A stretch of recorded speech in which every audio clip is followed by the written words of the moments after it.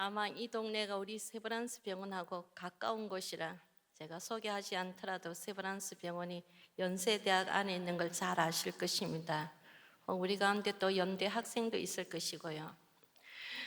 병원에서 많은 사람들을 만나고 있습니다. 저희 병원 직원이 12,000명, 입원해 있는 환자들이 3,000여 명, 매일 외를 찾아오는 환자만 2만 명, 수많은 사람을 매일 만나고 있습니다. 근데 이 사람들의 한결같은 소원이 있다면 오래 사는 것입니다. 아마 여러분들도 다 오래 살고 싶으실 것입니다. 그것도 아프지 않고 건강하게 오래 사는 것을 소원으로 여기고 있습니다. 그런데 우리 인생 우리 뜻대로 되어지지 않습니다. 만약 우리 인생이 우리 뜻대로 되어진다면 하나님 없이도 살 수 있을 것입니다. 그런데 우리 인생을 주관하시는 분은 여호와 하나님이십니다. 살다 보니까 뜻밖의 사고를 당할 수도 있고 원하지 않는 병에 걸려서 병원에 입원을 하게 됩니다.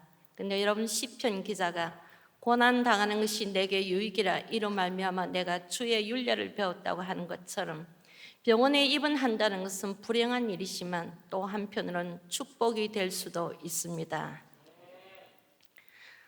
아프면 사람들은 진지해집니다. 언제 우리가 우리 인생을 진지하게 살아본 적이 있습니까?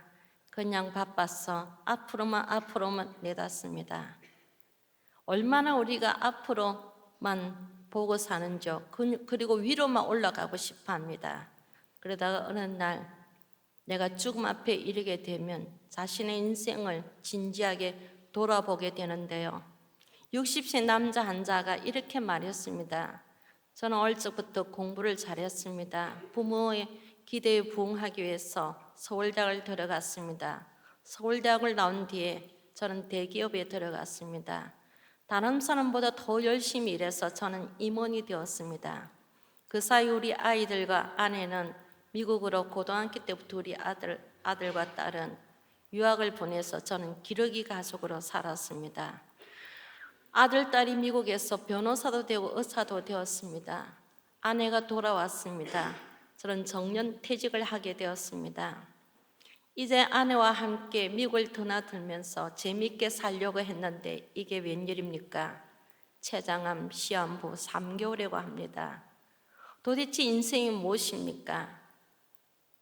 내가 뒤도 옆도 쳐다보지 않고 앞으로만 달려왔는데요. 여러분들도 그렇게 살고 계시는 거 아닌지 모르겠습니다. 그저 위로만 올려가려고 그렇게 살고 있지 않습니까?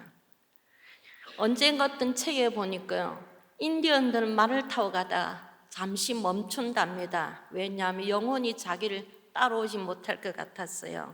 잠시 멈춰서 영혼이 따라오기를 기다린다고 했어요. 그냥 위로만 올라가려고 애쓰지 마시기 바랍니다. 제가 좋아하는 고은 선생님의 시에 이런 게 있어요. 내려올 때 본 그 꽃. 올라갈 때는 보지 못했는데 내려오면서 보니까 꽃이 있었다는 것을 얘기하는데요.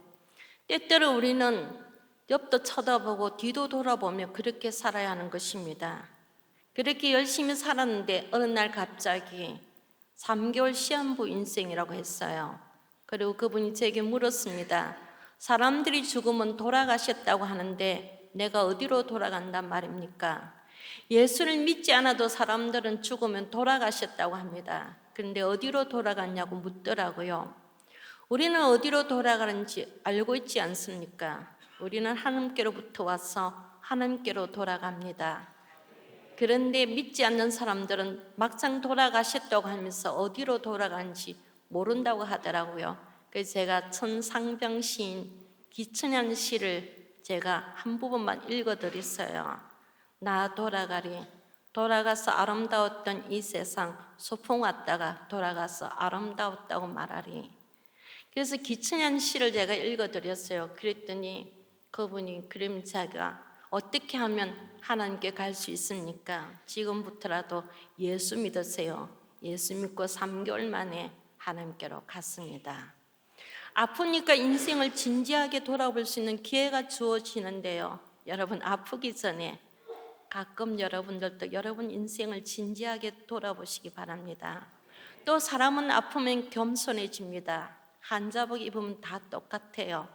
목사님도 성도님도 부자나 가난한 사람이나 많이 배운 사람이나 적게 배운 사람이나 교양이나 학식이나 아프면 다 아프다고 소리 질러요. 그래서 어른들 이렇게 말하지 않습니까? 아픈데 장사 없다고요. 아프면 겸손해집니다. 제가 뇌종양 수술을 받았어요. 오른쪽 뇌 6.5cm 지름 엄청나게 큰 종양을 떼냈는데요. 방사선 치료를 35번 받았습니다. 그래서 이렇게 계단 내려가는 거 무서워합니다. 왜냐하면 오른쪽 뇌는 운동신경을 좌우하기 때문에 이 운동신경에 탁구공만 한 제가 뇌가 없어요.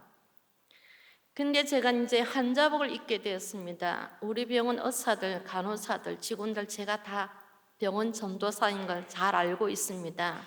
그런데도 이들은 하나같이 저를 김봉남님 부르더라고요.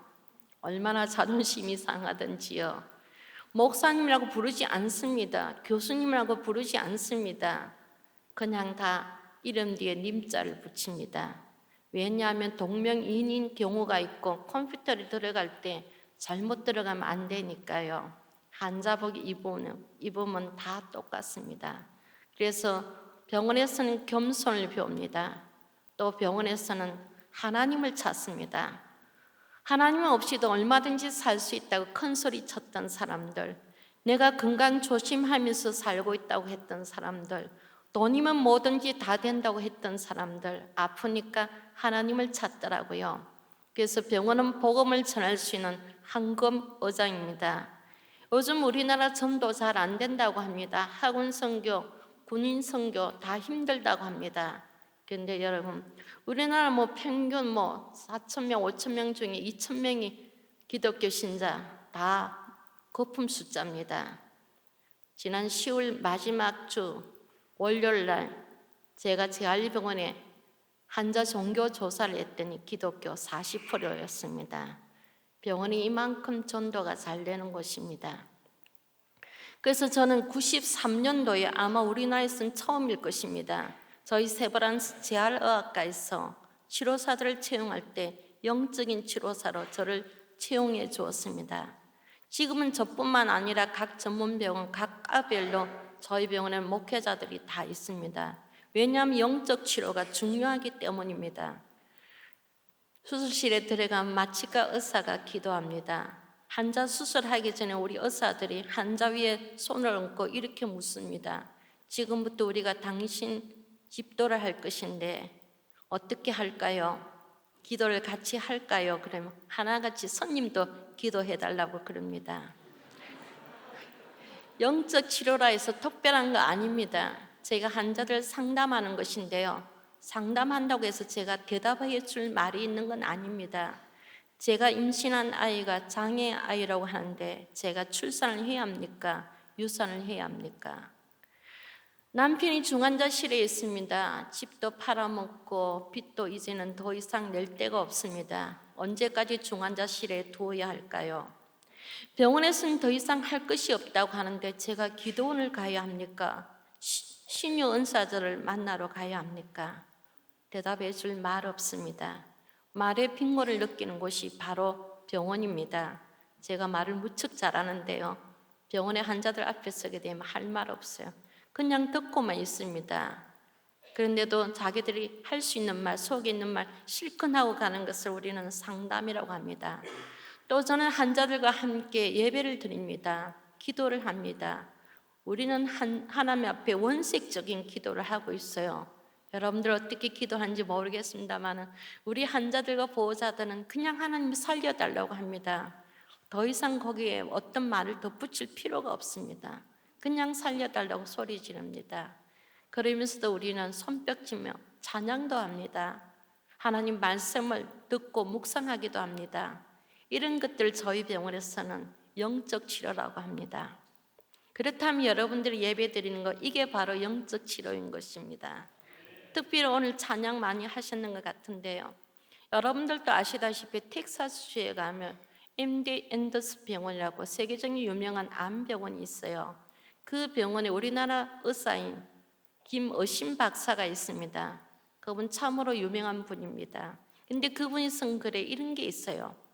내가 세계적인 유명한 암 박사라 하더라도 제가 못 고치는 환자들이 많이 있었습니다. 근데 그 사람들이 살아서 돌아오는 걸 보고 수십 명이 돌아오는데 내가 연구를 해봤습니다. 어떻게 해서 이 사람들이 살아서 돌아왔는가 연구를 해봤더니 하나같이 신앙인들이었습니다. 그리고 중보기도 해주는 사람들이 치료가 잘 되었습니다. 우리 몸에 자가살의 세포라고 쉽게 말하는 면역력이 있는데요. 여러분 놀라지 마십시오. 성가대원들은 일반인보다 면역력이 1000배나 높다고 했어요. 아마 내년에 성가대 서로 살려고 할 것입니다. 그런데 맞습니다. 여러분들이 예배를 많이 드리면 드릴수록 이게 영적 치료가 되는 것입니다. 제가 이런 교회에 이 철에 오신 분들한테 무슨 간증을 할까 그런 생각이 들었어요. 오히려 제가 은혜를 받고 갈 것 같아요. 이런 환자들이 저희 병원에 많이 계신데 저는 특별히 이제 재활의학과에서 저를 채용해 줬기 때문에 재활병원에서만 지금까지 일을 하고 있습니다. 전국의 많은 장애인들을 저희들을 찾아옵니다. 요즘 재활 환자 입원하면 그날부터 손해입니다. 그래서 S병원, H병원, 아무 병원도 재활의학과는 있어도 입원실 주지 않습니다. 병동도 없습니다. 근데 놀랍게도 저희 세브란스 병원은 170배들을 가지고 있어요. 적자 나는 병원이죠. 겨우겨우 우리가 흑자를 메고 가기 위해서 직원들이 아주 애를 쓰고 있는데요. 그런데도 왜 우리가 돈도 많이 못 버는 이 재활병원을 두고 있느냐 하면 이 재활병원은 저희 세브란스 병원 11조인 것입니다. 우리가 11조로 재활병원을 두고 있는데요. 그러다 보니까 전국에 있는 많은 장애인들이 저희 병원에 입원하기를 소원으로 여기고 있습니다. 가장 눈에 띄는 환자들, 절단 환자들입니다. 손이 없거나 팔이 없거나 다리가 없는 환자들이 찾아오는데요. 손 없고 팔 없는 사람들은 의술을 끼워서 살아갈 수 있도록 치료를 하고 있습니다. 손 없는 환자들 이렇게 말합니다. 저기 청소하시는 분들이 부럽습니다. 손이 있어 일을 할 수 있으면 얼마나 좋을까요? 바울이 데살로니가 전서에서 데살로니가 교인들에게 너희 손으로 일하기를 힘쓰라고 했어요. 손이 있는데도 일하지 않는다면 손이 없는 사람들에게 부끄러움을 느끼게 할 것입니다. 팔이 없는 환자들도 의술을 끼고 살아야 합니다. 감전사고로 두 팔을 다 잃어버린 남자분이 이렇게 말했어요. 전도사님, 저는 감전사고로 어깨선에서부터 절단되었기 때문에 의술을 끼고 있지만 작동이 불가능합니다. 내 아내가 내 입에 밥을 떠먹여줘야 합니다. 화장실에 가면 따라가서 바지를 내려주고 뒤를 닦아줘야만 제가 살아갈 수 있습니다. 그런데 이렇게 고생하는 내 아내를 다시는 안아줄 수 없는 몸이 되었습니다. 팔이 있었을 때 사랑하는 사람을 많이 안아주지 못했던 것을 후회합니다. 팔이 있고 손이 있을 때 열심히 일하고 사랑하는 사람 많이 안아주시길 바랍니다. 다리 없는 사람들은 이렇게 말합니다. 아무리 다리가 못생겼다 하더라도 무릎이 쑤시고 아프다 하더라도 자기 다리로 일어서고 걸어 다닐 수 있는 사람들 얼마나 행복할까요? 그런데 이 다리 없는 사람들을 부러워하는 사람들이 있어요. 저기 다리 없는 사람들 나이롱 환자들 아닙니까? 저 사람들이 힘들지만 어족 신고 목발 짚고 좁은 길도 오르내릴 수 있고 계단도 오르내릴 수 있고 좁은 길도 마음대로 다닐 수 있고 휠체어 타고 다니는 사람들, 계단이 없으면 교회라고 하더라도 포기해야 한다고 했어요. 저는 여러분들 여기 교회를 올라오면서 가슴이 뭉클했어요. 아, 이 교회는 휠체어 타신 분들도 올라올 수 있겠구나. 지극히 작은 자에게 한 것이 바로 내게 한 것이라고 그런 아름다운 마음씨로 장인 시설 하신 여러분들 이 교회 하나님이 많이 축복해 주실 걸 저는 믿습니다. 하반신 마비된 사람들이 평생 휠체어를 타고 살아야 하는 불편함보다 더 큰 불편함이 있다면 이들은 하반신 마비됐을 때 소변만 있고 대변만 있는 느낌을 잃어버렸습니다. 그래서 이 사람들은 시간 맞춰 소변을 뽑아내야 합니다. 대변을 약을 넣거나 급하면 손가락 넣어서 긁어내야 합니다. 조금 전에 오늘 퇴근하다가 만났는데 5살짜리 아이가 추돌 사고로 맨 앞에 있다가 트럭에 이렇게 들어갔는데 엄마 아빠는 괜찮는데 이 5살짜리 아들아이만 하반신 마비가 되었어요. 소변만 있고 대변만 있고 느낌 없습니다. 그래서 저는 병원에 가면 그 아이 이름을 부르면서 시영이도 소변 넣을 수 있게 해주십시오. 대변 넣을 수 있게 해주십시오. 그렇게 기도했는데 오늘 기쁜 소식을 그 아빠가 이렇게 말하더라고. 아직 소변은 지가 못 느끼지만 대변 마리오 느낌은 느낀다고 합니다. 얼마나 감사하던지요. 그래서 저는 화장실에 들어가서 기도합니다. 하나님, 내 발로 걸어서 화장실에 와서 다른 사람 도움 받지 않고 내 스스로 처리할 수 있음을 감사합니다. 저 전도사가 병원에서 일한다면서 별걸 다 감사하다고 화장실에까지 들어가서 감사한단 말인가? 그렇게 생각되어 주십니까? 폐암 걸린 환자분이 이렇게 말했어요. 세상에서 가장 쉬운 것이 숨 쉬는 일인 줄 알았더니 내가 폐암 걸리고 나니까 가장 힘든 일이 숨 쉬는 것인 줄 이제 깨달았습니다. 하반신 마비되신 분들 괜찮아요. 전신 마비되신 분들, 그들은 옆에서 밥을 떠먹여줘야 하고, 그리고 그냥 눕혀두면 욕창에 걸려서 죽기 때문에 2시간에 한 번 걸로 뒤집어서 마사지를 해줘야 합니다. 제가 병실에 가면요, 전신마비 환자분 한 분이 찬송가를 이렇게 같이 부르면 항상 눈물을 흘려요. 그럼 자기 눈에서 흐르는 눈물을 스스로 닦을 수가 없어서 아내에게 여보 나 눈물 닦아서, 나 눈물 닦아서. 그래서 제가 그 병실에 들어갈 때마다 하나님, 오늘 찬송가 부를 때 저 환자 눈에서 눈물 나지 않게 해주십시오. 그렇게 제가 기도를 하면서 병실에 들어가는데요, 전신마비 되신 환자분들 참으로 딱합니다. 근데 이들을 부러워하는 사람들이 있어요. 어떤 사람들이냐 하면 뇌를 다쳤거나 뇌 수술을 받았는데 중풍으로 쓰러지셨는데 의식이 돌아오지 아니해서 눈을 떠 있지만 사람 알아보지도 못하고 옆에서 이름 불러도 대답이 없는, 흔히 말하는 식물 인간이라고 하는 환자들 지금 저희 병원에 많이 계십니다. 3년, 5년, 10년, 20년이 지났는데도 깨어나지 않고 있습니다. 어떤 아내가 제게 이렇게 말했어요. 남편이 교통사고를 당해서 식물인간이 된 지 10년이 지났습니다. 유치원을 다니던 딸아이가 대학생이 됐는데도 남편은 깨어나지 않고 있습니다. 전도사님, 저는 남편 돈 벌어오는 거 예전하게 포기했습니다. 일어서고 걷는 것도 포기한 지 오래입니다.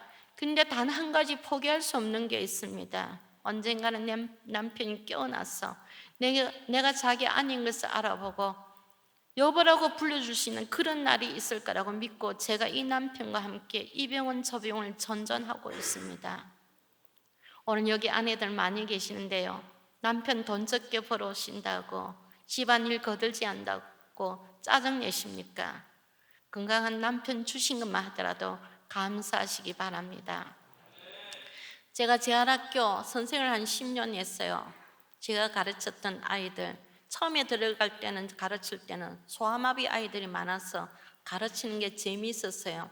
근데 일반 학교에도 이제 특별반이 생기고 난 뒤부터는 중증 장애인들만 우리 재활학교에 남게 되었는데요, 그 엄마들 하나같이 소원이 공부 못하고 꼴등해도 좋으니까 일반 학교를 보낼 수 있는 그런 자식을 둔 부모는 얼마나 좋겠느냐고 말합니다. 수능 시험 칠 때마다 이렇게 말합니다. 대학 시험 쳐서 떨어지면 어떻습니까? 수능 시험이라도 칠 수 있는 자식을 둔 부모들은 얼마나 좋을까요? 내 평생 우리 아이 입에서 엄마 소리 한번 들어볼 수 있는 날이 올까요? 전도사님, 우리 소원이 있습니다. 더도 말고 우리가 우리 아이보다 하루 더 사는 게 우리 소원입니다. 내가 죽게 된다면 우리 아이를 누가 돌보겠습니까? 내 손으로 묻어놨고 그 다음날 죽는 게 소원입니다. 5학년짜리 여자아이가 죽었어요. 장례란 거 별 거 없습니다. 빈소도 없고요.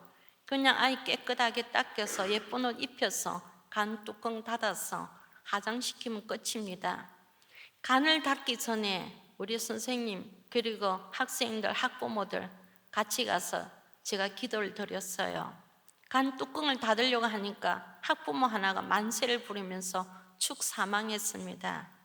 자식 죽은 집에 가서 만세 부르며 축하한다고 하면 이거 뺨 맞을 일입니다. 그런데 우리는 같이 울었습니다. 이제 부모도 이제 아이도 편안하게 됐다고요.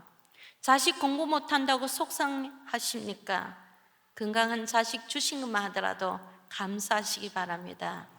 이런 환자들에게 제가 종종 물어봅니다. 당신 팔다리 붙어 있을 때, 당신 발로 걸어서 화장실 갈 수 있었을 때, 당신 손으로 일할 수 있었을 때, 당신 남편이 당신을 알아보고 여보라고 불렀을 때 그것이 얼마나 행복한 줄 알았습니까? 하나같이 이렇게 말합니다. 그때는 돈 없다고, 직장 잃었다고, 사업에 실패했다고, 아이 공부 못한다고, 대학 떨어졌다고, 빚을 많이 졌다고, 그런 일로 걱정하고 불평했는데 지금 와서 생각해 보니까 정말 사치스러운 불평이었습니다. 다시 예전의 모습으로 되돌아갈 수만 있다면 평생 가난하다 하더라도 저는 그쪽을 택하고 싶습니다. 그러면서 다시 예전의 모습으로 되돌아갈 수 있는 기적이 일어나게 해달라고 기도를 부탁하고 있습니다. 매일 11시만 되면 저희 세브란스 모든 병원의 환자들에게 예배를 드리라는 방송이 나옵니다. 저희 재활병원도 옵니다. 11시는 우린 중보 기도를 합니다. 오늘 아침에도 강대상 위에 중보기도 카드가 올라와 있는데요, 기가 막히더라고요. 하나님, 저희 남편이 올해 52입니다. 새벽기도 가다가 뇌출혈로 쓰러졌습니다. 남편은 목사이십니다. 언어 능력을 상실했습니다. 휠체어 타고라도 좋으니까 우리 목사님 말을 할 수 있게 해주셔서 설교할 수 있게 해주십시오. 그런 기적이 일어나게 해주십시오. 우리 아이가 식물인간이 되었습니다. 깨어나게 해주십시오. 발가락 움직일 수 있고 손가락 움직일 수 있는 기적이 일어나게 해주십시오.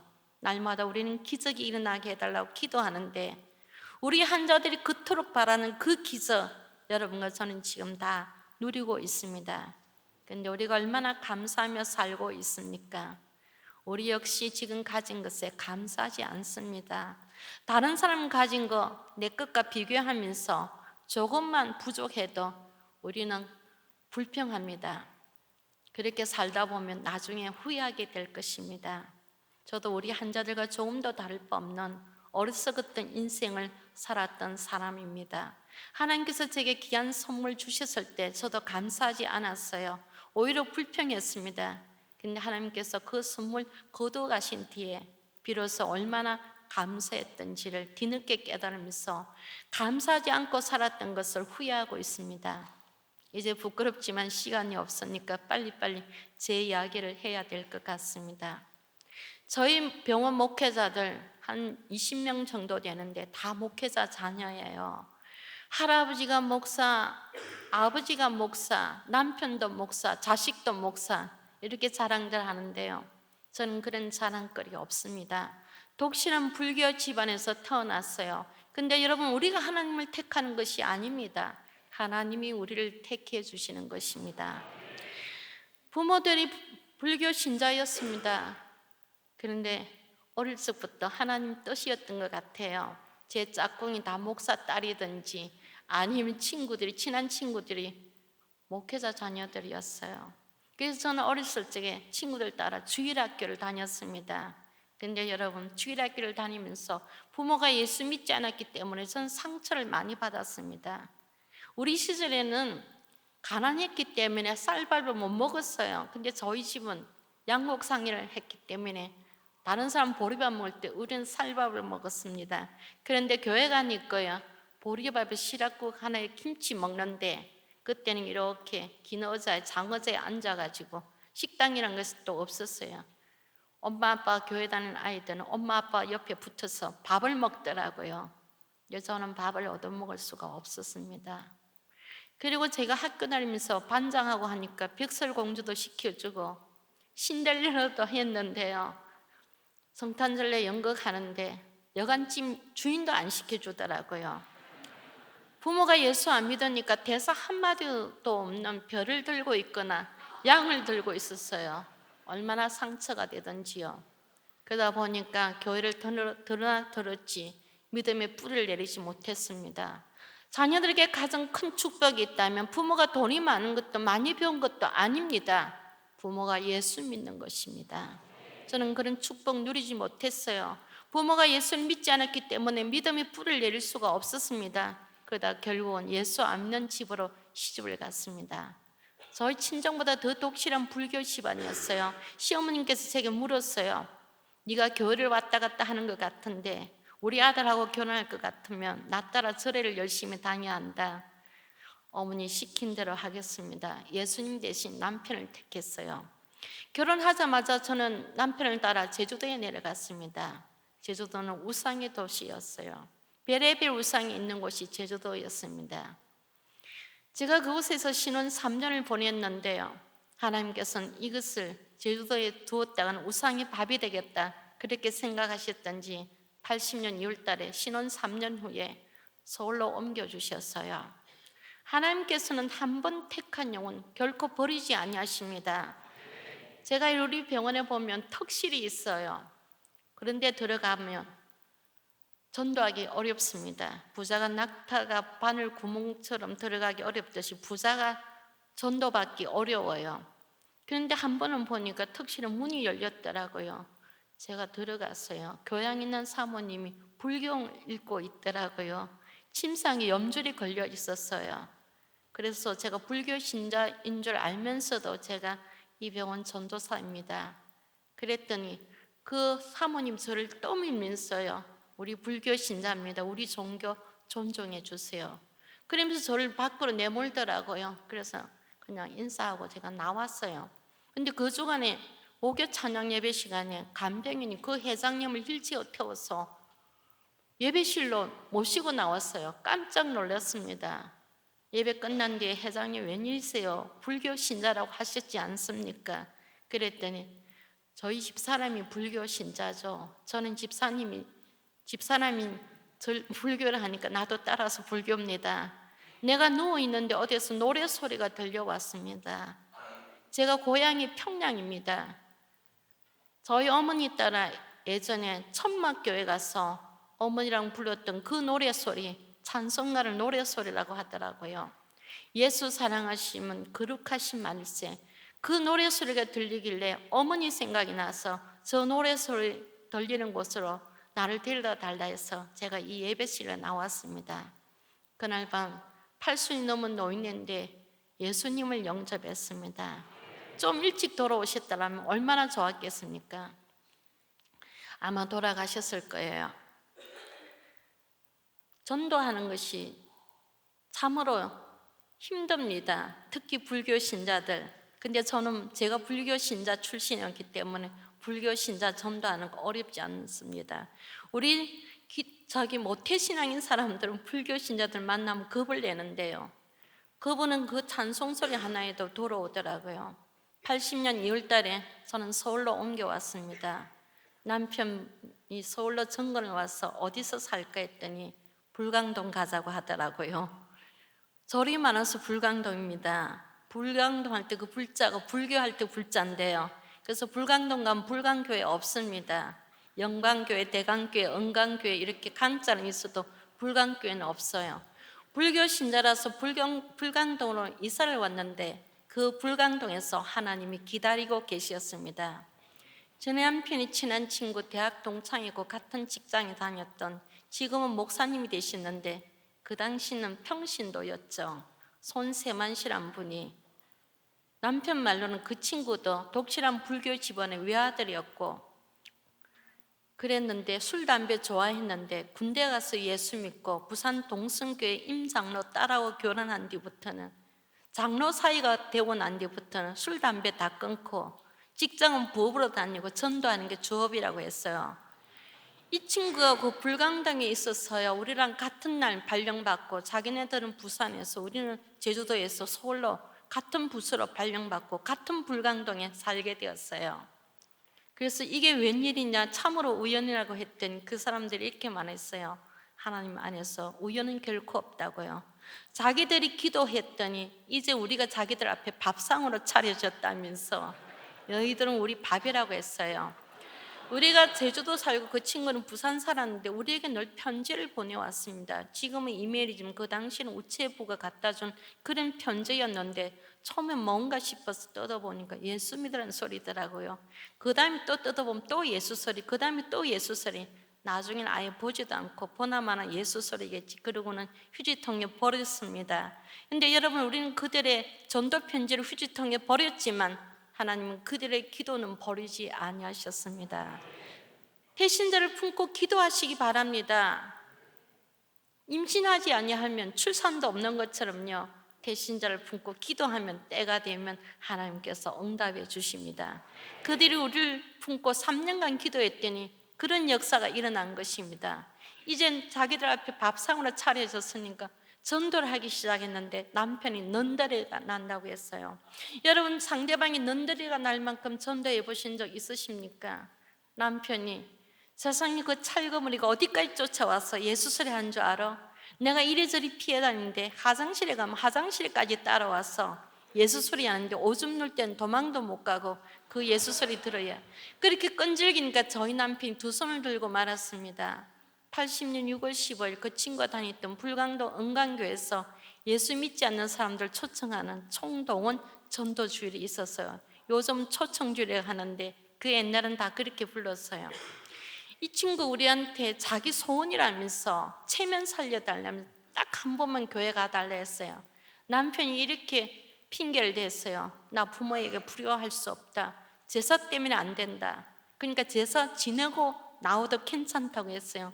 제가 이런 얘기 해도 될지 모르겠는데요. 그 다음 남편이 그래서 나 술, 담배 끊을 수 없다. 그때 술, 담배 하고 나오라고 하더라고요. 그 다음에 또 남편이 나는 아침에 늦잠 자고 싶고 또 아이들 데리고 놀러 가고 싶은데 그래서 자기는 교회 못 간다 했더니 늦잠 자고 싶거든 저녁 예배 나오고 놀러 가고 싶거든 일부 예배 7시 예배 드리고 놀러 가라고 하더라고요.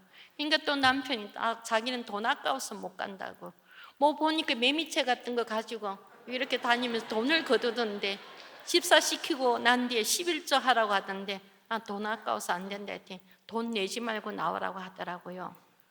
제사 지내도 괜찮고 술 담배도 괜찮고 늦잠 자도 괜찮고 그 다음에 놀러 가도 괜찮고 돈 내지 말아라고 하더라고요. 괜찮죠? 여러분, 이거 하라 저거 하라 이거 못해라 저거 못해라 하면 예수 믿을 사람 없습니다. 다 하고 나오라고 했어요. 나오면 목사님들이 책임져 주시는 것입니다. 목사님들 아멘이죠? 그냥 다 데리고 오세요. 저희 사촌 오빠가요, 내가 교회 가져가면 나 담배 끊고 간다고.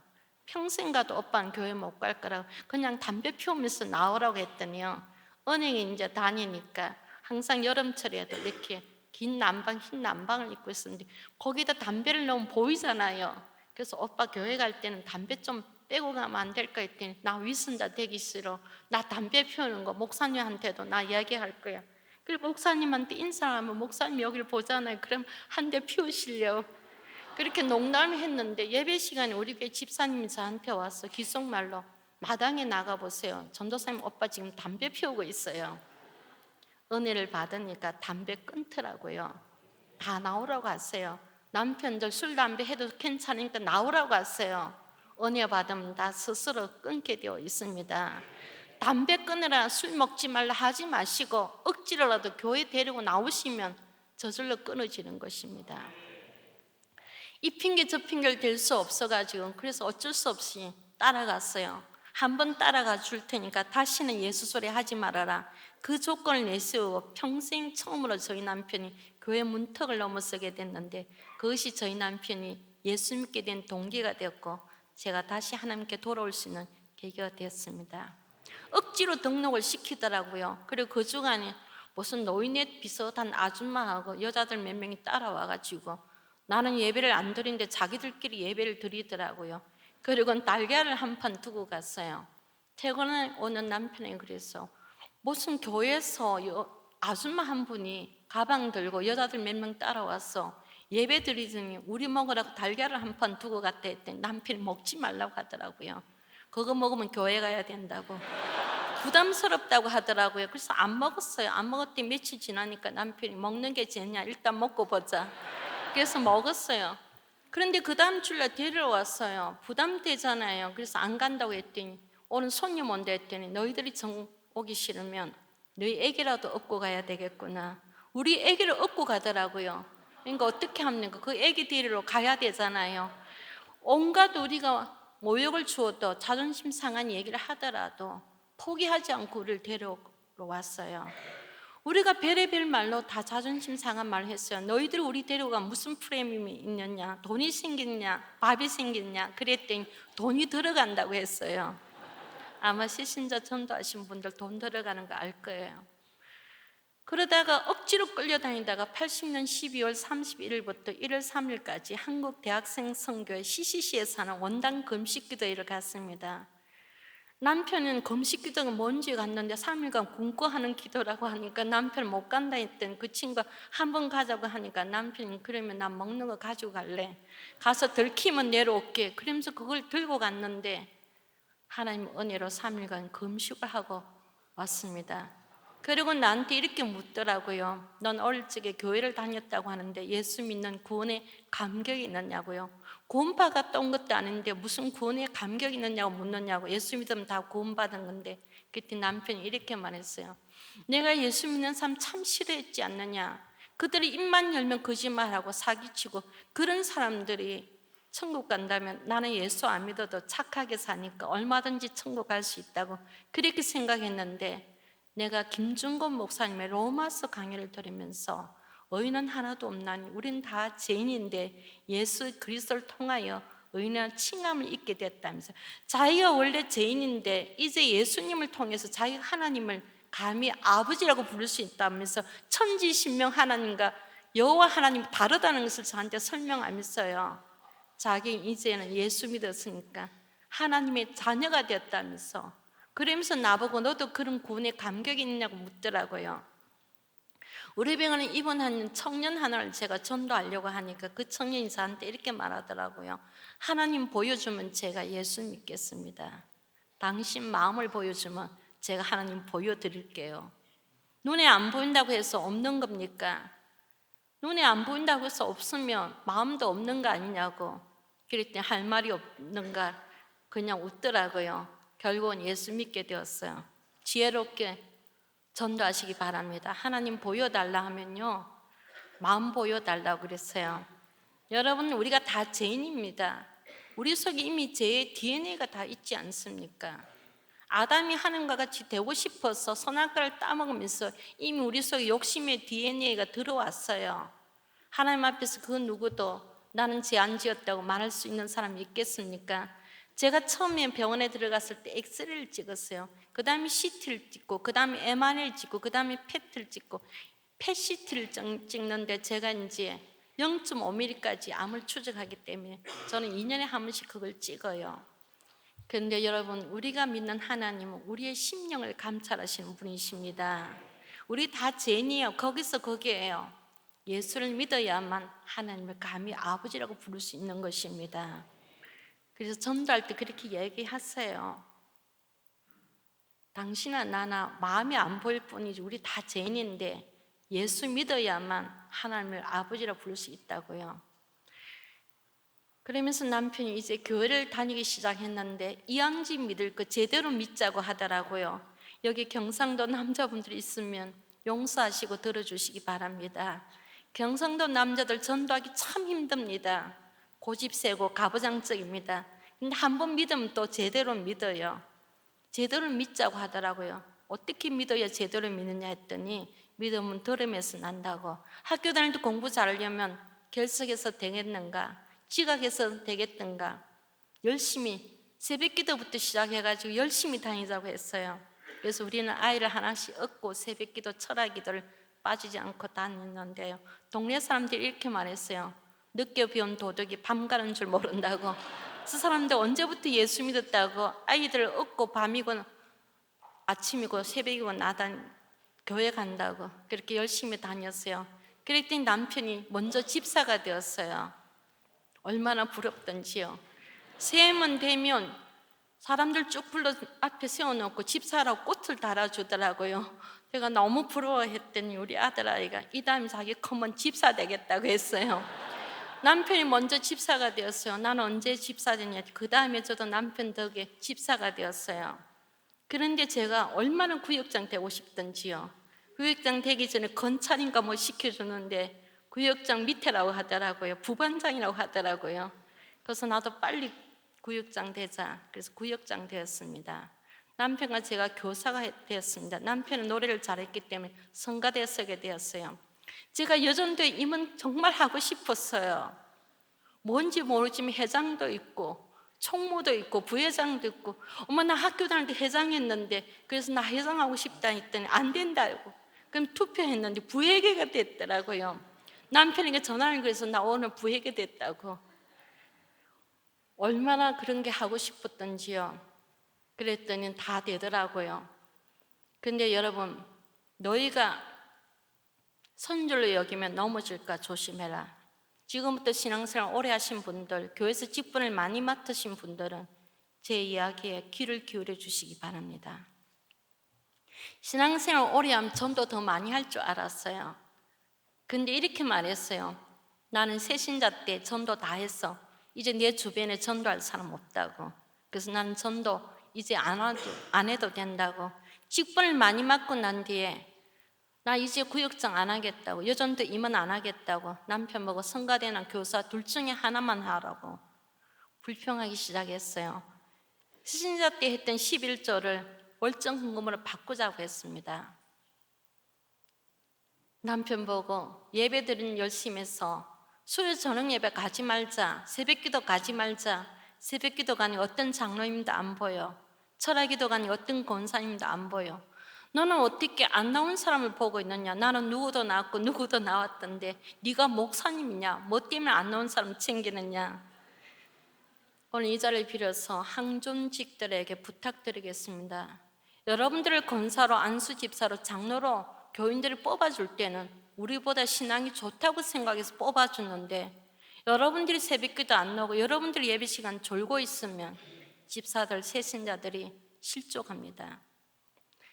그러면서 이제 남편한테 예배 드리는 거 열심히 다니지 말자, 헌금하지 말자, 교사나 선거대 둘 중에 하나만 하자, 그렇게 다투고 있는데 어느 날 남편이 제게 큰 사물거리를 제공해 왔어요. 직장을 그만두고 CCC에 들어가 훈련받고 일본에 선교사로 가겠다고 했어요. 우리를 전도한 친구가 CCC를 통해서 홍콩에 선교사를 가니까 자기도 가겠다는 거였어요. 드디어 당신 예수 믿고 미쳤구나. 나는 그렇게 강적으로 믿는 거 싫어. 완전히 당신은 강신도가 됐다고. 뭐 때문에 좋은 직장을 그만두고 선교사로 가겠다고 하느냐. CCC 선교사는 자비랑 선교사인데 그것도 일본에. 제가 이혼하자고 했습니다. 이혼하자고 하니까 남편이 이혼할 수 없었던지 선교사 가는 거 포기한다고 했어요. 그리고 얼마 후에 남편이 배가 아프다고 해서 세브란스 병원 갔더니 암이었습니다. 수술 3번 했습니다. 그 힘든 방사선 치료를 40번 받았습니다. 저는 35번 받으면서 응급실 2번 실려갔는데요. 근데 남편은 40번을 받았어요. 횟수로 4년 동안 암과 고생을 했습니다. 그 고통을 겪으면서 저는 비로소 하나님의 은혜를 하나씩 깨달아갔습니다. 여러분, 저는 어리석던 사람이었기 때문에 고통을 통해서 하나님의 은혜를 깨달았지만 여러분들은 평안할 때 하나님 은혜를 쉽게 깨달으시기 바랍니다. 많은 걸 깨달았지만 그 가운데서 이렇게 교회에 와서 예배를 드릴 수 있다는 것이 얼마나 큰 축복인지, 남편이 병드니까 우리 부부 교회 갈 수 없게 됐어요. 다니엘이 예루살렘 성을 향하여 하루에 3번 창문을 열어놓고 기도했던 것처럼 예배 시간 되면 저도 불광도 은광교회 쪽을 바라보면서 기도했습니다. 하나님, 수요 예배 가고 싶습니다. 금요 예배도 가고 싶습니다. 주일 저녁 예배도 가고 싶습니다. 새벽 기도도 가고 싶습니다. 남편 빨리 나오면 우리 부부 빠짐없이 교회 나가겠습니다. 예배 드리게 해달라고, 교회 가게 해달라고 기도했는데요, 주일날 되니까 우리가 가르쳤던 아이들이 찾아와가지고 우리 스님 빨리 나와서 우리 가르치게 해주십시오. 우리 구역장 빨리 나와서 구역장 일을 하게 해주십시오. 성가대 빨리 서게 해주십시오. 성가대원들 찾아오고요, 주일학교 교사, 여전도 임원, 구역 식구들 오는데요, 이거 안 한다 저거 안 한다 했던 게 얼마나 미안하던지요. 하나님, 빨리 나으면 교사도 하고 성가대도 하고 다 하겠습니다. 여러분, 하나님께서 귀한 직분 주셨을 때 감사함으로 감당하시기 바랍니다. 이렇게 예배 드릴 수 있게 해주셨을 때 기쁨으로 나오시기 바랍니다. 우리 병원 환자들 이렇게 말합니다. 우리 살아생전에 다시 우리 교회로 돌아갈 수 있을까요? 저희 세브란스 병원 예배 많이 드립니다. 아마 세계에서 제일 예배 많이 드리는 곳이 저희 세브란스 병원일 것입니다. 그렇게 예배를 많이 드리는데도 하나같이 자기 교회가 그립다고 말합니다. 어떤 권사님 이렇게 말씀하시더라고요. 나 죽거들라 내가 죽은 시신아마 우리 교회 마당 한번 밟고 가게 해주십시오. 그래서 연구차가 교회를 한 바퀴 돌고 갔습니다. 예배를 드릴 수 있고 교회 직분을 맡아서 봉사할 수 있다는 거 기쁨으로 하시기 바랍니다. 헌금 내는 거 아까워했는데요. 세신사 때 했던 11절 집사가 되고 난 뒤에 11절 안 했는데요. 악착스럽게 돈 모았어요. 내가 가고 싶은 큰 아파트로 이사 갈 만큼 돈 모아졌을 때 하나님께서 그 돈 한순간에 다 거둬가시더라고요. 남편이 아프니까 한 집안의 가장이 아프면 집안 망하는 거 시가 문제입니다. 중환자실에 한 달만 누워있으면 아파트 한 채 날아가는 거 시가 문제입니다. 내 거 아닙니다. 하나님께서 주신 것입니다. 선한 청지기 된 마음으로 사시기 바랍니다.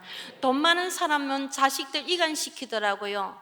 중환자실 앞에서 다투고 영안실에 가서 다투고 세상 법정에서 우리 보고 정인 서달라고 오라가라 하더라고요.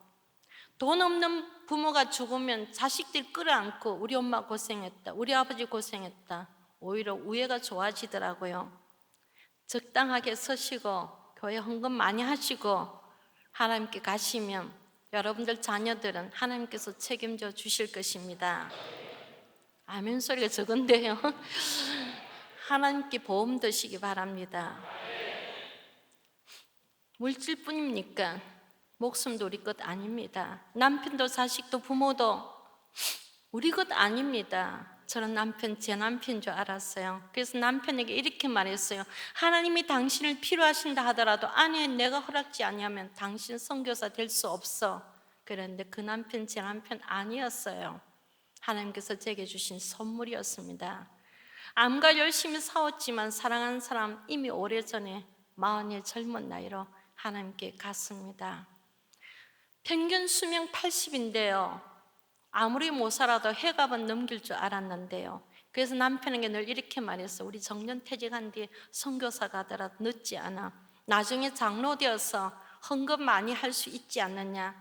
나중에 하자고 했는데요. 그 나중은 내일은 하나님께서 허락하시야만 우리에게 주어지는 날이었습니다. 남편이 40의 젊은 나이로 갔어요. 본인도 나도 그렇게 빨리 떠날 줄 몰랐죠. 30대 중반에 제가 혼자 되었어요.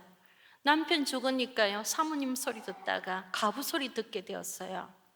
남편이 떠나니까 남편 때문에 누렸던 기득권이 다 사라지더라고요. 15일이 됐는데 통장에 월급이 들어오지 않더라고요. 지금 지역보험 중 그 당시는 직장보험과 일반보험이었는데 남편 죽으니까 직장보험이 사라지더라고요.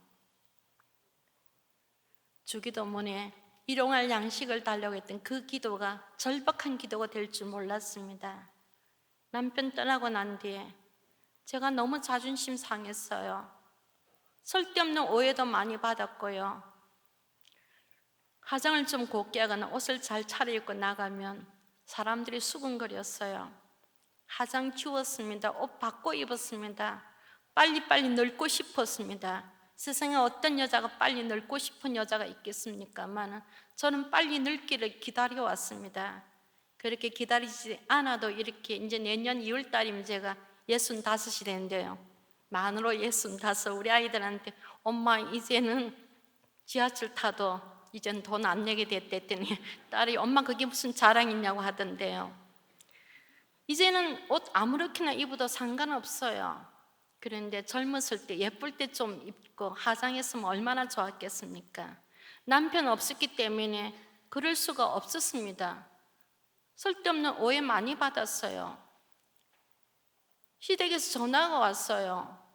야, 고향에서 너한테 이상한 소문이 들려오더라. 뭔데요? 그랬더니 이제 시숙보가 저희들은 이제 시댁이 됐는데요. 네가 포항에서 새벽에 공항에서 어떤 남자들한테 돈 받는 거 봤단다. 맞죠? 포항 가면 지금 KTX에 지금 그 당시는 KTX 없었기 때문에 반드시 포항 집회를 가면 잠을 자고 아침 첫 비행기로 와야 되는데 그렇잖아요. 그 앞에 보면 공항장 여관이 있어요. 거기서 저를 이제 픽업해가지고 공항에 이제 이렇게 태워주면서 부목사들이 이게 사례비라고 이렇게 흰 봉투를 주니까 내가 남자들하고 자고 돈 받아왔다는 거예요. 거기 소문이 퍼지니까 저 시댁에서 저보고 네가 행실을 어떻게 했길래 그런 소문이 들려오느냐, 얼마나 억울하든지요. 젊은 날 혼자 되니까 시댁에서 서방 잡아먹었다고 하더라고요. 전 죄인이었습니다. 시댁에 가면 고개를 들 수 없었습니다. 교회 가니까요, 남성교회 야유 예배 가는데 전 남편이 없었기 때문에 따라갈 수가 없었습니다. 형제간들 부부 동반해서 여행 가는데 저는 갈 수 없었어요. 남편이 없었기 때문에. 제가 참 못된 아내였어요. 남편한테 참 바가지를 많이 긁었어요. 시댁이 좀 가난했습니다. 그래서 저희 집에서 반대를 많이 했어요. 괜찮다고 단식 투쟁하면서 결혼했는데 살아보니까 가난하다는 것은 불편하더라고, 힘들더라고요. 맨날 남편 퇴근해 오면 신발도 벗기 전에 우리 친구 누구는 시댁에서 집도 사줬다고 하는데 당신 부모는 우리한테 전셋집도 하나 얻어주지 못했고 당신 그 부모는 그런데도 생활비 달라고 입원비 달라고 약값 달라고 무슨 그렇게 너무너무 심하지 않느냐고 내가 무슨 봉이냐고 그러면서 전 남편한테 시댁 식구들 흉을 보면서 엄청나게 불평을 많이 했어요. 자기 부모 형제 욕하는 거 좋아할 남편이 좋아할 사람이 어디 있겠습니까? 친정 가서 형제간들 앞에서 남편 앉혀놓고 시댁 흉봤습니다. 예수 믿는 아내들에게 부탁드리겠습니다. 어디 가서 시댁 흉 보지 마시기 바랍니다. 그 입으로 절대 전도 안 됩니다. 아멘 소리가 없어요. 다 어디 가서 시댁 흉 많이 보는 것 같아요. 그런데 그 남편 떠나고 난 뒤에 저희 남편 책을 학교에 기장을 나갔을 때 학장님께서 이렇게 말씀하셨어요.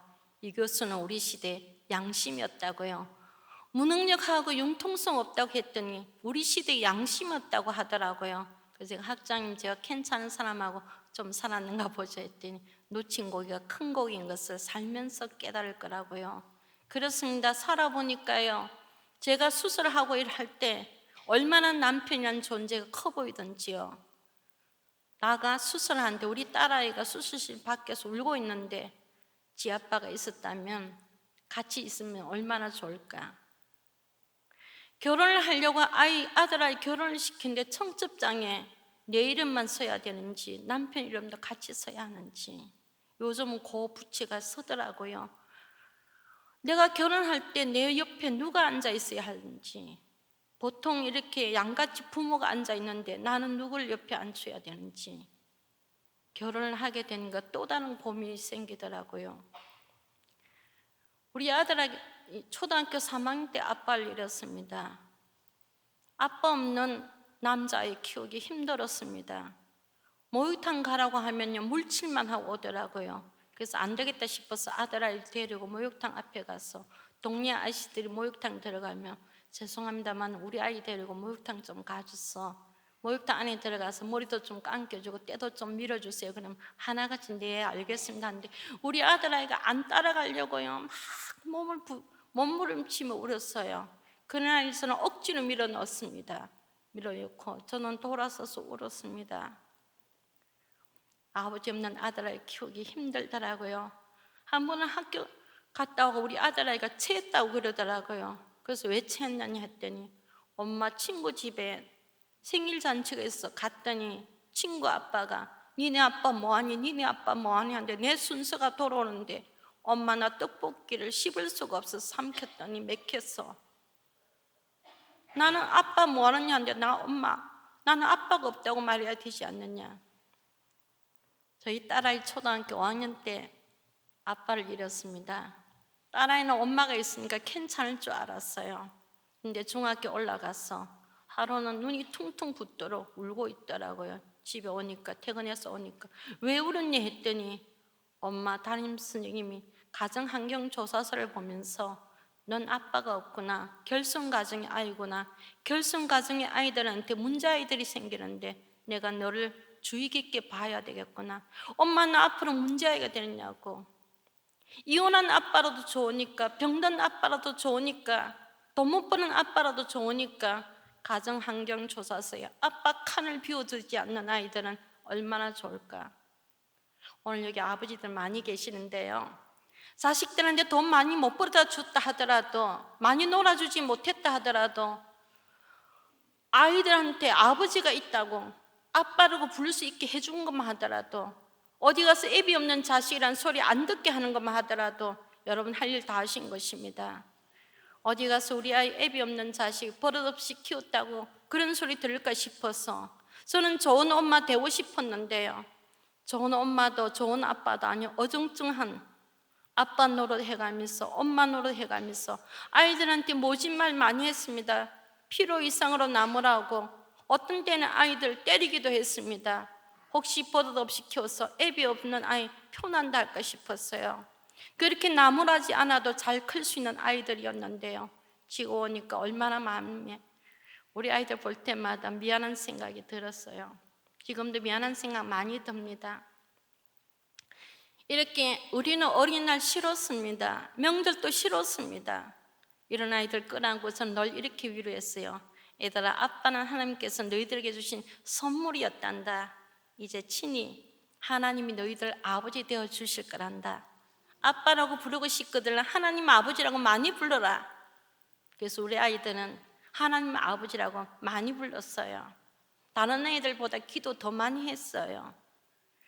그렇게 하나님을 아버지라고 불렀던 우리 아이들, 하나님 우리 아이들 아버지 되어 주셨습니다.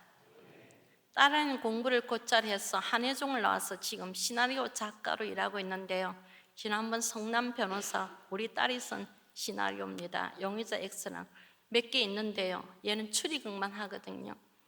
근데 우리 아들아이는 공부를 못했어요. 학원 보내면 갔다 왔다고 거짓말 하더라고요. 이놈을 거짓말쟁이로 만들 수 없겠다 싶어서 그냥 돈도 없는데 끊으라 했어요. 학원을 끊고 나니까 놀 친구가 없으니까 교회 마당에 가서 날마다 노니까 교인들이 저한테 전화를 해왔어요. 정수를 저렇게 교회 마당에서 놀게 해서 되느냐고, 학원을 보내야 될 거 아니냐고, 학원 가면 거짓말하고 안 간다고 했더니 그래도 저거 너무한 거 아니냐고, 맨날 교회 마당에서 놀고 있다고. 그래서 내가 아들한테 그래서 엄마 체면 좀 세워줘, 왜 하필이면 교회 마당에 가서 노니 딴 데 가서 놀지 했더니 내가 어디 가서 놀 거냐고, 친구들 다 학원 가는데 내가 어디 가서 놀 거냐고, PC방 가서 노는 것보다 교회 가서 노는 게 더 낫지 않느냐고. 엄마 나 교회 가서 놀면 먹을 게 많이 생겨, 목사님들이 심부름 시키고 용돈도 줘.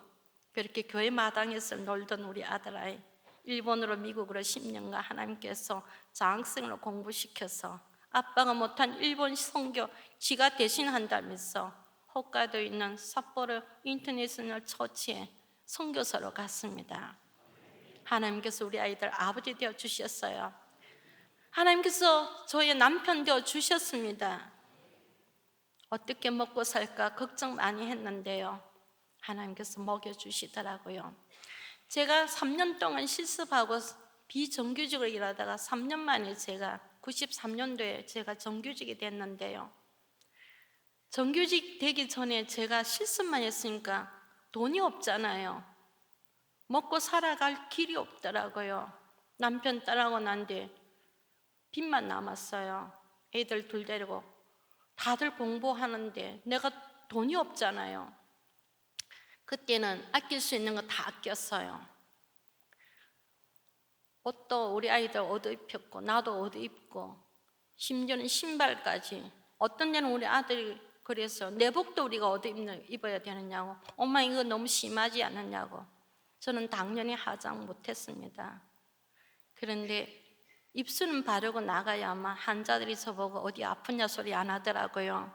그래서 입술만 발랐는데 어느 날 그 입술도 못 바르게 되었습니다. 마지막으로 제가 버리기가 아까워서 손가락을 넣어서 립스틱 마지막으로 닦아가 제 입술 바르고는 실종 화장실에 버리고는 제가 엘리베이터를 타고 내려오면 사람들한테 제 눈물을 보일 것 같아서 계단을 내려오면서 제가 울었어요. 해도 너무하지 않습니까? 왜 나를 이렇게 비참하게 만듭니까? 내가 화장품을 다 달라는 것도 아니고 입술 하나만 바르겠다고 했는데요. 그럼 전 남편 욕을 했어요. 왜 먼저 가고 나를 갖다가 남겨두고 가서 나를 이렇게 비참하게 만들었냐고요. 5층으로 내려왔더니 간호사 한 분이 저를 부르더라고요. 자기가 어제 수원에 있는 아주대학에 세미나를 갔는데 거기 우리 병원에 있다가 그쪽 병원으로 옮겨간 조혜성이란 간호사 아시냐고 하더라고. 난 모른다고. 제가 직원이 아니니까 실습하고 있었으니 간호사들도 절 몰랐고 저도 잘 몰랐어요. 근데 그 간호사가 전도사님한테 뭐 주라고 하던데요. 그래서 뭔가 싶어서 쪽지가 있어 보니까 세브란스 재활병원에서 온 간호사를 보니까 실습하는 전도사님 생각이 나서 잘 어울릴 것 같아서 립스틱 하나 보냅니다. 그 받아들고 화장실에 뛰어들어가 통곡을 하며 울었습니다. 여호와 이레 하나님. 근데 그게 중요한 게 아닙니다. 더 놀라운 것은 내가 열어봤더니 조금 전에 7층에서 내가 휴지통을 버렸던 똑같은 회사 똑같은 색깔. 지금 마트에 가면 뭐 여러 가지 종류의 색깔이 있지만 아마 제 나이 또래 되신 분 아실 겁니다. 그 당시에는요 화장품 가게에 똑같은 거 구하려면 몇 군데를 둘러야만 구할 수 있던 시절이었어요. 내 입술 색깔까지 아시는 하나님, 내가 믿는 하나님은 여호와 이레의 하나님이시고 내가 앉고 눕고 서는 거 내 입술 색깔까지 아시는 그런 하나님인 것을 내가 깨달으니까 두려울 것도 무서울 것도 불평할 것도 없었습니다. 여러분 남편들한테 내일 내 입술 색깔 똑같은 거 사오라면 아무도 못 사올 거예요. 제 친구는 펌을 했는데도 남편한테 뭐 달라진 거 없나 했더니 뭐가 달라진 게 있느냐 그러는데요. 제가 믿는 하나님은 제 남편 되신 예수님은 그렇게까지 저를 자상하게 사랑해 주셨어요. 그래서 제가 우리 아이들과 제가 남편 없이 아버지 없이 28년의 세월을 살아왔습니다. 하나님 우리 아이들 아버지 되어 주셨고요. 11시 됐는데 10분 안에 끝내야 될 것 같은데 제가 세브란스 병원 전도사가 된 데는 이유가 있습니다. 우리 남편이 죽었을 때 저 예수 안 믿으라고 했어요. 남편 목숨을 담보로 하고 기도했어요. 살려주시면서 예수 믿지, 데려가시면서 예수 안 믿는다고요. 근데 남편이 죽었어요. 예수 안 믿으려고 했습니다. 그런데 5학년짜리 딸아이가 아빠 죽었을 때 아빠 눈을 감기면서 엄마 아빠는 죽은 것이 아니라 잠자는 것이야. 부활 때 우리는 다시 아빠를 만날 수 있을 것이야. 그래서 새끼 손가락 내밀면서 엄마 아빠는 죽었지만 엄마는 아빠처럼 병든 자들 위해서 평생을 바치겠다고 약속해줘. 남편 죽은 데서 예수 안 믿으려고 했는데요. 아빠는 죽었지만 아빠처럼 병든 자들을 위해서 평생을 바치겠다고 약속해달라는 거였어요. 나중에 아이에게 물었어요. 왜 하필이면 그 약속 하자고 했니? 했더니 엄마 우리가 보았지 않았냐고. 아빠가 죽어가는 몸을 이끌고 전도하는 거 우리가 보았지 않았냐고. 그렇습니다. 저희 남편은 죽어가는 몸을 이끌고 전도했던 사람이었습니다. 88년 5월 29일 날 우리 교회 청동원 전도주일 날 저희 남편은 기저귀 차고 비틀거리면서 46명을 데리고 왔습니다. 그날 온 교인들이 일어서서 박수 쳤습니다. 그날 남편은 크리스탈을 만든 전도 상패를 받았는데 그 전도 상패에도 이웃 형제 46명을 데리고 왔다고 적혀 있는데요. 지난 2월달에 방학 때 저희 며느리가 손녀딸 데리고 한국에 왔어요. 우리 손녀딸 어려서 아무것도 모르는데 내가 우리 서재에 우리 손녀딸 데려가서 얘야 네가 한 번도 본 적이 없는 네 할아버지란다. 그리고 제 남편 사진 옆에 있는 전도상패를 보여주면서 얘야 이게 우리 집에 가장 값나가는 앞으로 자손 대대로 네 자식이 이렇게 대대로 내려갈 가보란다. 우리 손녀딸 가보가 뭔지 모르잖아요. 네 할아버지가 죽어가는 몸을 이끌고 전도해서 받아온 상이란다.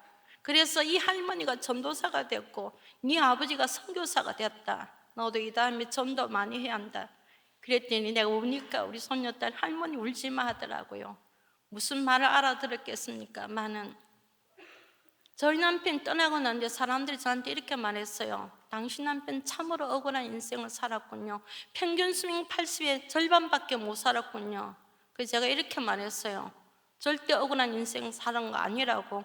백수를 누렸다 하더라도 예수 믿지 않고 죽었다면 그야말로 억울한 인생을 살았는 것이고, 예수를 믿고 백수를 누렸다 하더라도 전도 한 명 하지 않고 죽었다면 부끄러운 구원을 받은 거라고요.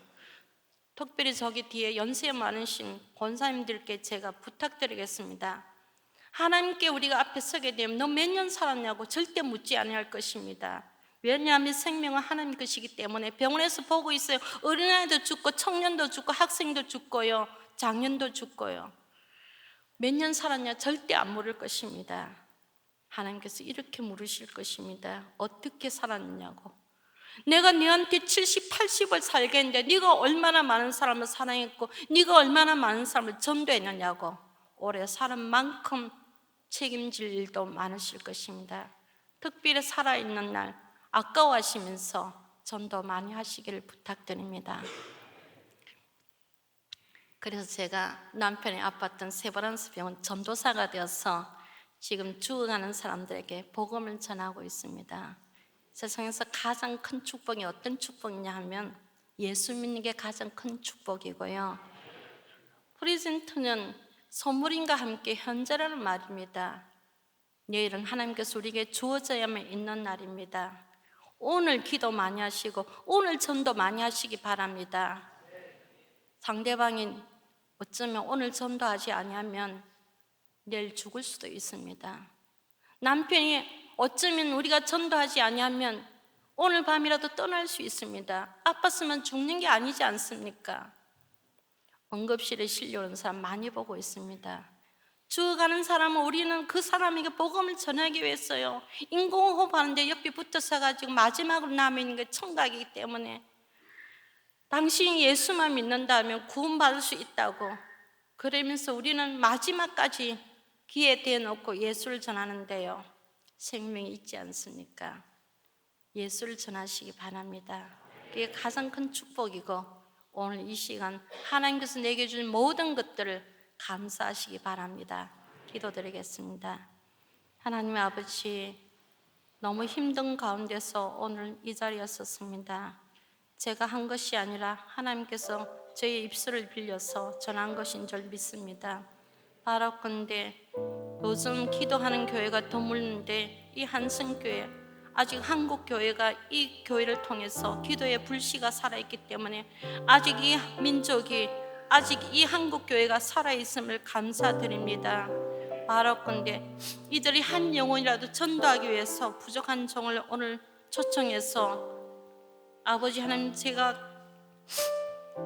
전도 받았기 때문에 전도사가 되었고 남편이 전도하고 죽었기 때문에 제가 오늘 이 자리에 설 수 있던 것을 이들에게 전해사오니 이제 이들이 하나님 열심히 전도해서 나중에 저와 같은 간증자들이 나올 수 있도록 축복하여 주시옵기를 우리 주 예수 그리스도 이름으로 기도드립니다. 아멘.